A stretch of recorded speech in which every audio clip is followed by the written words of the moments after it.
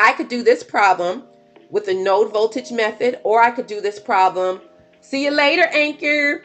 I could do this problem with the node voltage problem, which is KCL. The sum of the currents into and out of the node is equal to 0.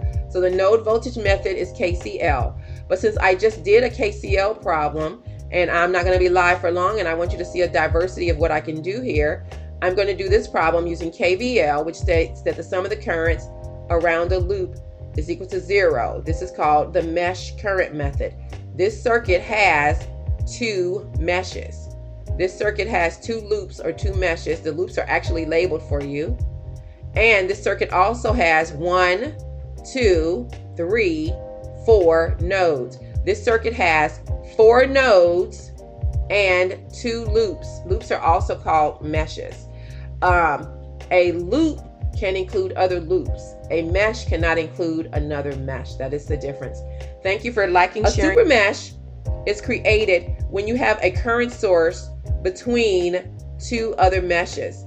So that guy that knows a guy, this current source is an example of a super mesh. And when you have to solve a problem with a super mesh, we use KCL and KVL. That is a super mesh. No super meshes right now. I just have 2 loops, which are also 2 meshes.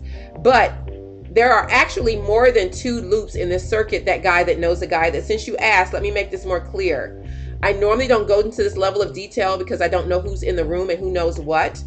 But what I will tell you, since you asked, is that there are 2 meshes, but there are actually 3 loops in this circuit. The reason there are 3 loops is because there's a loop on the left, there's a loop on the right, and the entire circuit is also a loop. So there are 3 loops.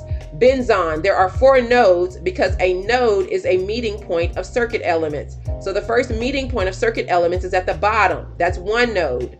That's where the 5 volts, the 8 ohm, and the 3 volt meet. In this upper left-hand corner is a node where the 5 volt and the 2 ohm meet. In the middle is a node where the 2 ohm, the 4 ohm, and the 8 ohm meet. In the upper right is a node where the 4 ohm and the 3 volt meet.